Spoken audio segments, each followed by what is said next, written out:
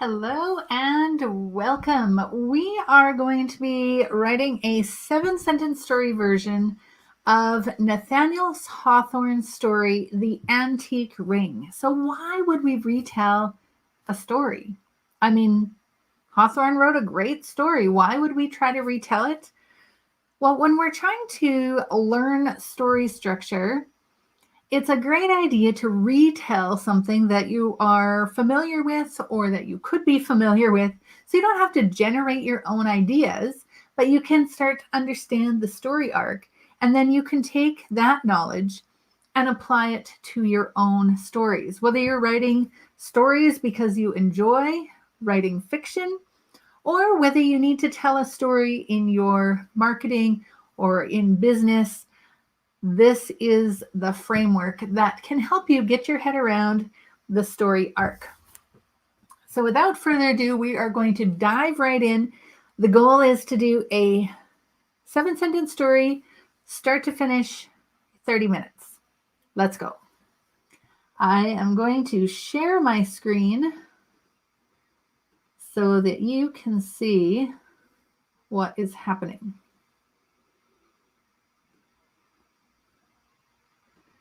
All right, on your screen, and I'm going to go like this.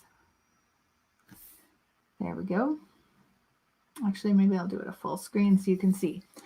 Excellent. So here we go. We have this 7-sentence story framework. If you have not downloaded it yet, you can do that. There should be the link information below this live video. So you can go ahead and download that framework and join along. Write in your ideas as we go through this. All right, here we go. If you have read the story, fabulous. If you didn't or haven't read it yet, you can listen to it on Saturday Stories and then come back to this episode and go through this 7-sentence story framework and create your version. Or you can go and get the close reading guide. Now let me just share this.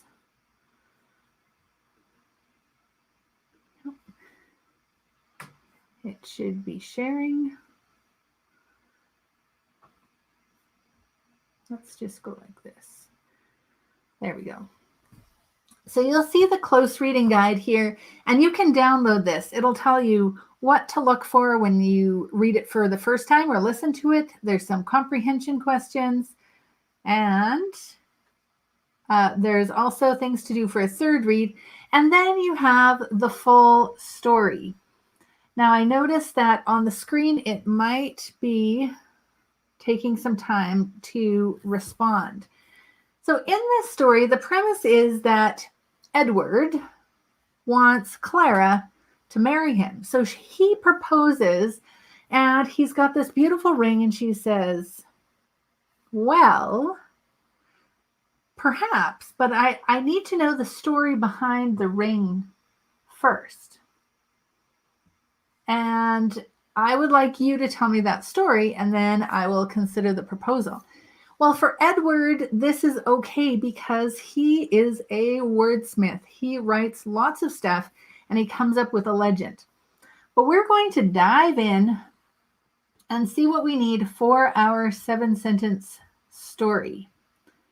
So here we go. I'm going to stop sharing, and then I'm going to reshare so you will see the 7-sentence story framework. Like I said, you can download this and follow along. There we go. Introduce the characters and settings. So who is in the story? And we're going to keep this super simple. And we're going to say we have Clara and we have Edward. Now there is a large cast of characters in this story.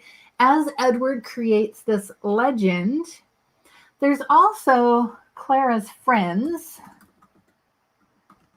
We don't see them until a little bit later because she says to Edward, you know what? You create this story about the ring.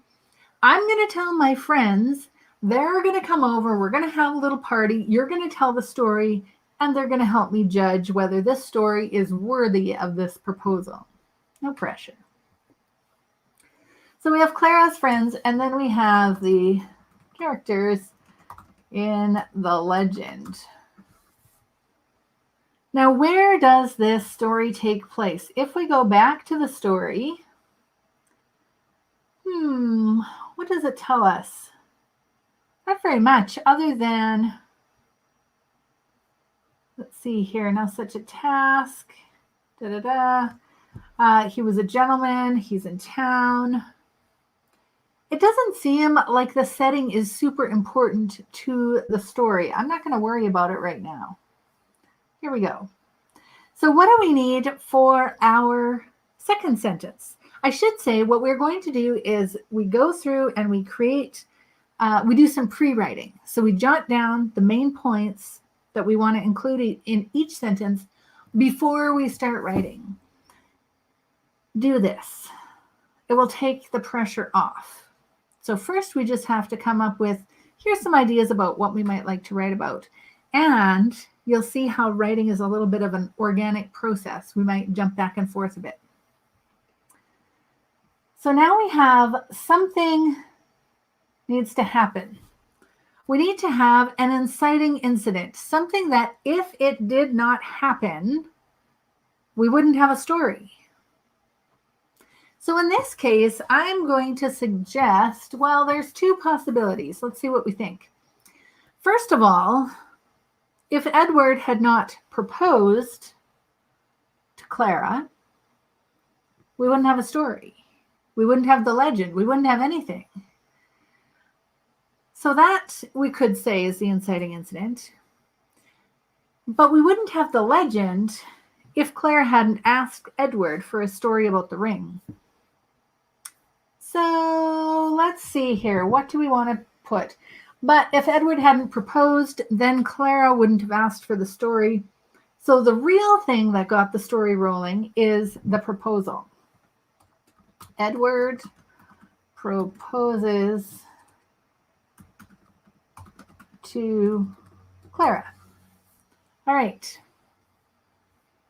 Now, the next thing, the thing that happens that causes the main character a big problem. So who is the main character here? Edward is a writer. Clara is the one he proposed to. What is the big problem? The big problem is Clara needs a story. This is the thing that's going to be solved in this story. And the problem is big enough that Nathaniel Hawthorne wrote a whole story about it. So the problem is that Clara's not going to accept the ring. Clara won't accept ring without story. So do you see, we're not worried about grammar, punctuation, spelling, anything. We're just jotting down a couple of key words or a key phrase to help us remember what we might want to write about. So she won't accept this ring without a story. Now, the main character tries solving the problem, but makes it worse. So here's the deal. Edward starts giving a story, and Clara, let's jump in there. And let me just show you here. So the story goes on to tell how Edward is such a good writer. And then he says, "Shall it be a ballad, a tale in verse?" he inquired. "Enchanted rings often glisten in Old English poetry. I think something may be done with the subject, but it is fitter for rhyme than prose." And Clara says, "No, no," said Miss Pemberton. "We will have no more rhyme than just enough for a posy to the ring. You must tell the legend in simple prose, and when it is finished, I will make a little party to hear it read." So here, she ups the ante a little bit and says, no, you can't just do a little rhyming poem. I want prose. I want this story. And I want a legend. You must tell the legend in simple prose. So there, the challenge has been issued. So let's see here. The main character tries to solve. So he says, rhyme, R-H-Y-M-E, and Clara says, no. She says, prose. Now, the main character tries to solve the problem again and makes it worse. Does he make it worse? Now, let me see here. The thing that happens, she wants it in simple prose. Now, Edward is telling a story within a story, because the legend that he creates sort of mimics this request that Clara has for a story about the ring.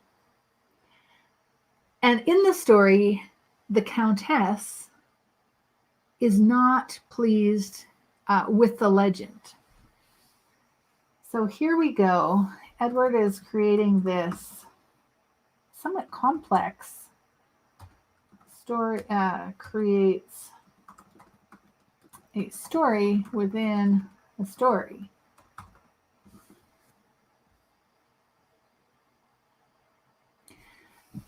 And he kind of gets shot down here. Let's see.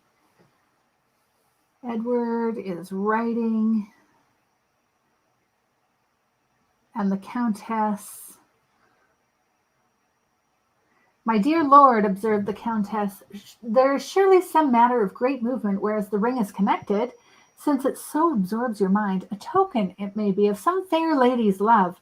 Alas, poor lady, once richest in possessing such a heart, would you that the jewel be returned to her? All right, so in this story, Edward is creating this story, and the Countess is saying, an idle legend. Now let's see. And then he changes the story. He keeps it going. Keeps it going. And he's got this. It's sort of like the Countess is like Clara guiding this story.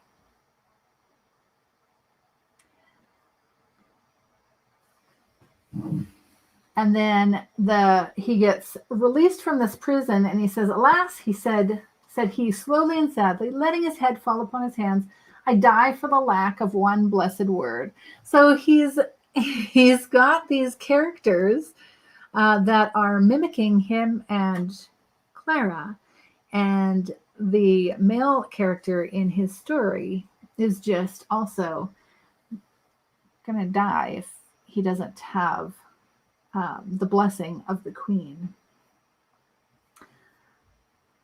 All right. So we're going to say that he creates this story within a story, and the Countess in the story shapes the direction. I don't know if that's what I want to say, but I'm going to say it anyway. Direction. Here is the benefit of doing an outline first, doing this pre-writing activity, because you're seeing where do the parts fit? And does it fit well in the 7-sentence story structure? Some stories fit better than others. Sometimes you need to think about things a little bit differently.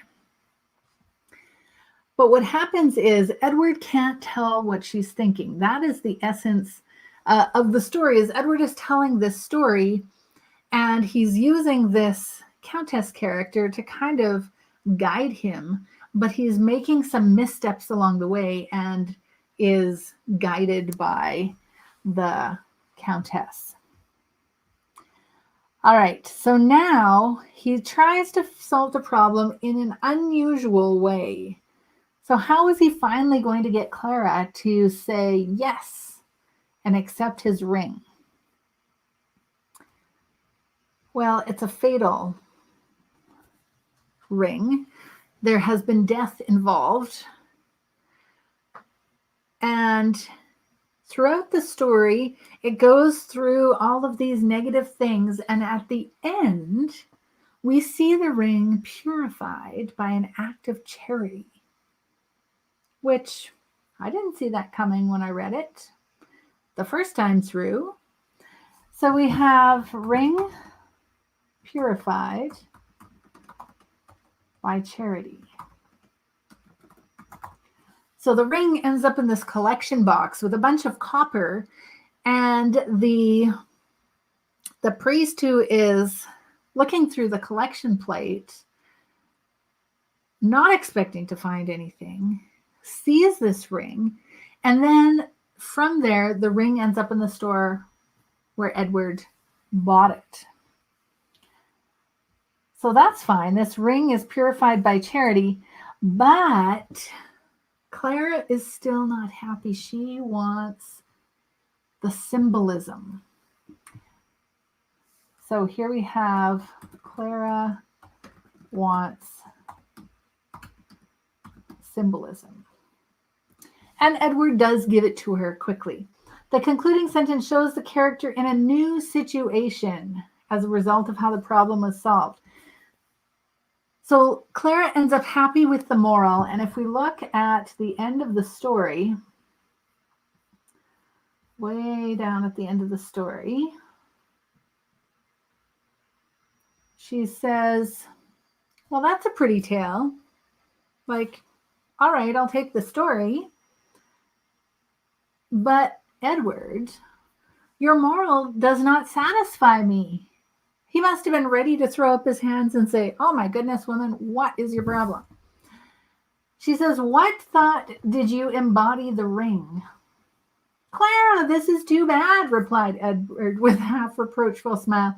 You know that I can never separate the idea from the symbol in which it manifests itself.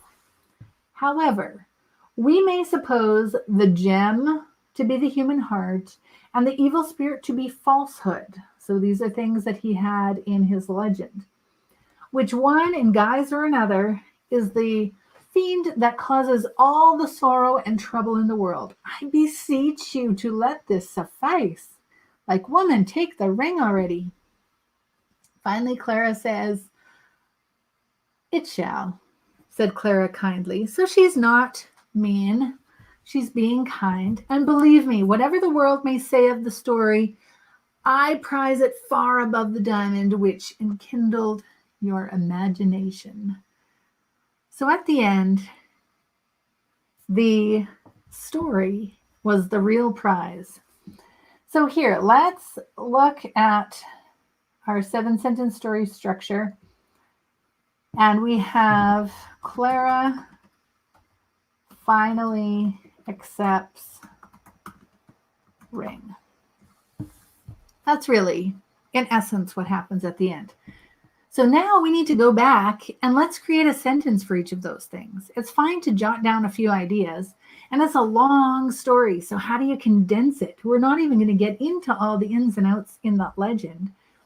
And if you haven't read it, I encourage you to read it. It is a fun story, or you can listen to it on Saturday Stories. All right, so here we go. Back to sentence 1, and we're going to actually create the sentence. Let's create this sentence. We could do it kind of like a fairy tale, once upon a time. Let's try this. Here's the thing. We just need to get some words on the page. They can be cliche, they can be messy, they can be ugly, they can be whatever. We just need some words on the page. This is like creating the clay so we have something to shape into something beautiful. So once upon a time, there was a young man named Edward who proposed proposed to a young lady named Clara. Not the most exciting sentence in the world, but you know what? Doesn't matter. We need a sentence. And sometimes you just have to get started. So there we go. Sentence number 1. Let's do them in, well, I'm not sure if you're going to see purple very well. Let's see here.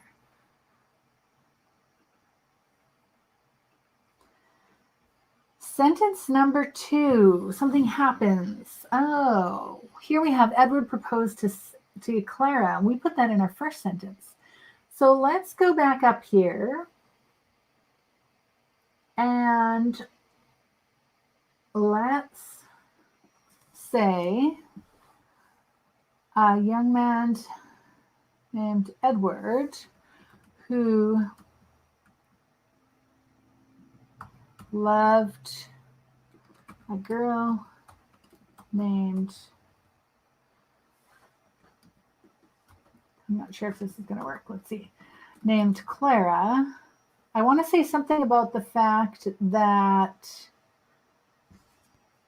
you know what? Let's scrap that. And let's go, Edward Edward had found the perfect ring.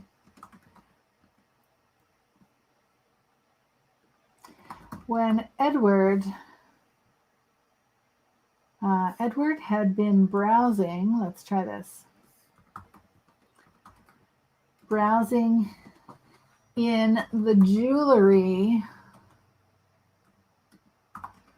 shop when he spotted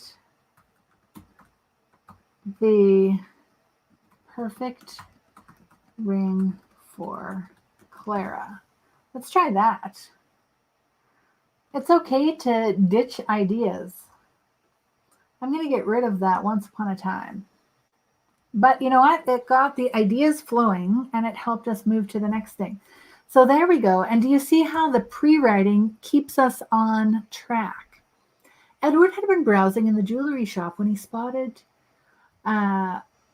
let's change that from past tense. Edward was browsing in the jewelry shop when he spotted the perfect ring for Clara. Dun, dun, dun. All right, so now we can have the proposal.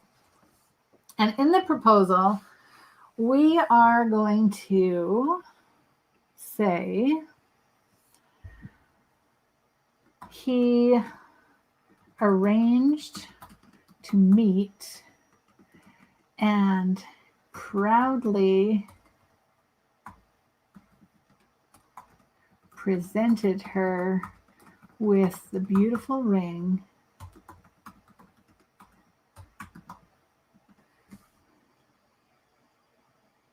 He arranged to meet and proudly presented her with the beautiful ring. Okay, I'll leave it. Now, Clara won't accept the ring without a story. We need a sentence about that. Let's dive in here.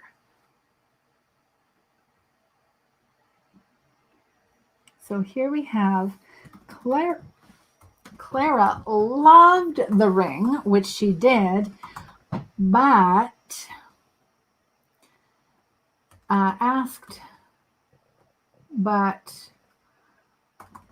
wouldn't accept the ring without knowing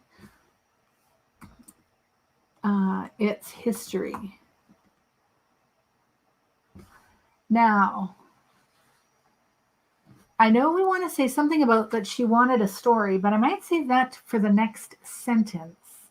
He arranged to meet and proudly presented her with a beautiful ring. Clara loved the ring, but wouldn't accept the ring without knowing its history. Okay, so what are we going to say next? Do you see how each sentence needs to build, build, build, build? And if we've done the pre-writing, it's keeping us on track. So we're going to have a logical flow from one idea to the other, and then we can tweak some of the grammar stuff at the end. All right, here we go. Let's see. The main character tries solving the problem to make it worse. So he wanted to do it in rhyme she said no simple prose. At Clara's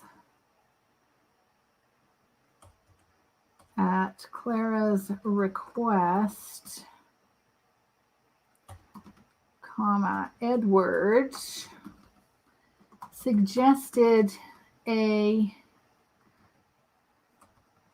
story in rhyme, but it's going to get to be a long sentence here. We'll have to tweak it. Let's see here.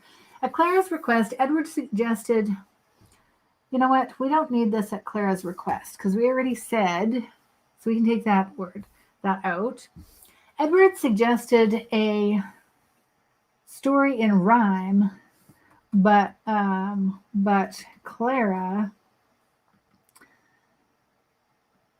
should we say demanded? Maybe not demanded. She seems pretty kind. Requested it in simple prose. Edward suggested a story in rhyme, but Clara requested it in simple prose. Okay, let's leave that. So now here we have sentence 5. Let's get that going. What do we want to include here? So Edward's creating this story within a story. And there's a countess in the story that shapes the direction. She's kind of a main character in the story that he creates. So, and we probably don't want to start with Edward again. The story that, let's see here, what happened? No. The story within, let's see here, a legend was created. That's really passive voice. But you know what? I'm going to get something down and then we have something to work with. So even if you're not crazy about something, write it down and then you have something to manipulate and work with. A legend was created that had a story within a story. Now that doesn't really make sense. Because Edward doesn't know that it's a story within a story. The legend Edward created showed the journey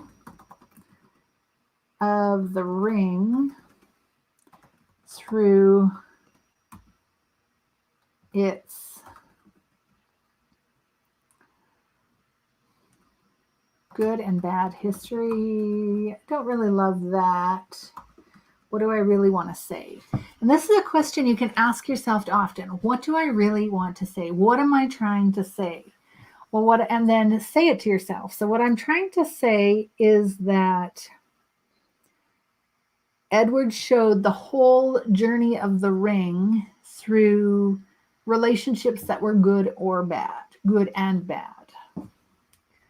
So the legend Edward created showed the journey of the ring through the ups and downs of, let's go through many relationships, both good and bad. There wasn't a lot of good. So I'm going to get rid of this other stuff.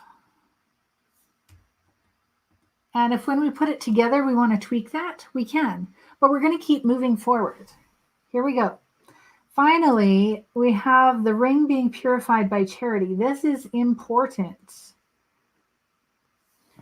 So the legend Edward created showed the journey of the ring through many relationships, both good and bad, with the ring ending up in a charity box at church. Now, I know we have this stuff about symbolism and that she wants symbolism, but we just need to get the ring. Let's say here with the ring ending up purified by an act of charity. Maybe let's put that and let's see. But that's sort of a sentence fragment. Let's see here. The legend Edward created showed the journey of the ring through many relationships, good and bad. The ring, then we have the.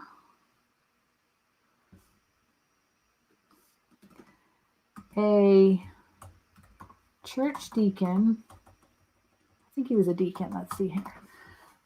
The thing with retelling a story is you can always go back and see who found, yes, deacon.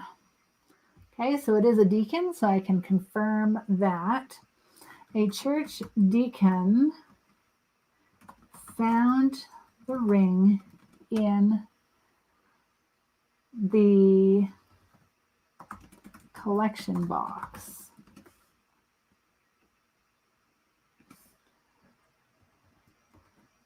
And from there, the purified ring was put on display in the shop. Edward found it. Okay, that might be too long. We'll see. A church deacon found the ring in the collection box, and from there, the purified ring was put on display in the shop. Edward found it. Okay, I'm going to leave that. Let's jump into our 7th sentence. Here we go. Clara finally accepts the ring. Clara is pleased with the legend, but only accepts the ring after Edward shares the symbolism, the meaning of the symbols in his story, the symbolic meaning. No, the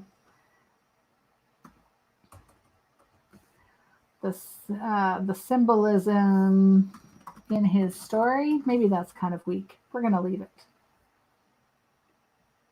Because you know what? You can come back to your story after you've slept on it, come back the next day, the next week, and you look at it, and all of a sudden, you have something to work with. You're not starting with the blank page, and you can rework it. You can tweak it.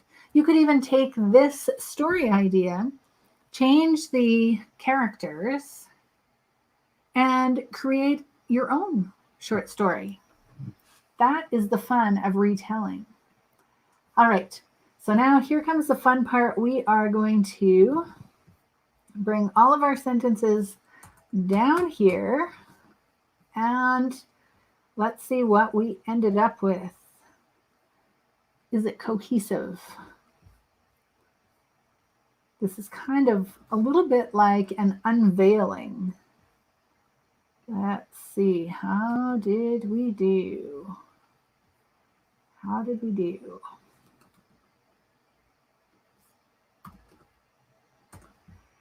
Three. Here we go. 4.